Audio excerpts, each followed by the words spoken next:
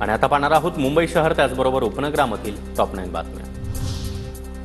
मुंबईच्या वांद्रेमध्ये म्हाडाचं नागरिक सुविधा केंद्र एप्रिलमध्ये सेवेत येणार। सुविधा केंद्र सुरू झाल्यास नागरिकांना कागदपत्र एकाच ठिकाणी जमा करता येणार, नागरिकांची पायपीट थांबणार।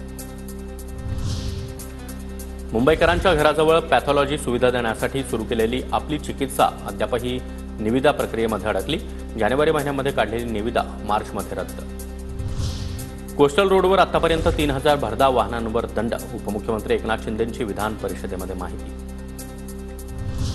मुंबईमध्ये अमृत भारत योजनेअंतर्गत परळ स्थानकाचा नवा चेहरा, प्रवाशांसाठी बुकिंग ऑफिस, स्टेशन मास्टर आणि आरपीएफ कार्यालयाचं स्थलांतर, तर दुचाकी पार्किंग आणि खाद्यपदार्थांसाठी कॅन्टीन सुरू।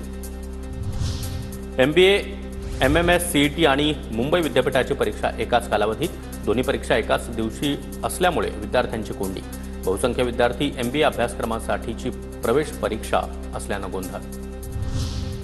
कुर्ला नागरी बँकेच्या पंचवार्षिक निवडणुकीमध्ये रयत पॅनलचा दणदणीत विजय, मोठा विजय मिळवल्यानंतर कार्यकर्त्यांचा जल्लोष।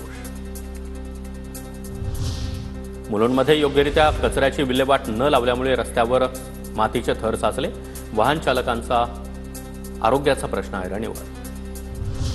डोंबिवलीच्या फडके रोडवरील खासगी रुग्णालयामध्ये चोरी, रुग्णालयामध्ये शिरून चोरट्यांनी उपचार घेत असलेल्या महिलेच्या उशीखालून 36,000 रुपये किमतीचं मंगळसूत्र लंपास केलं।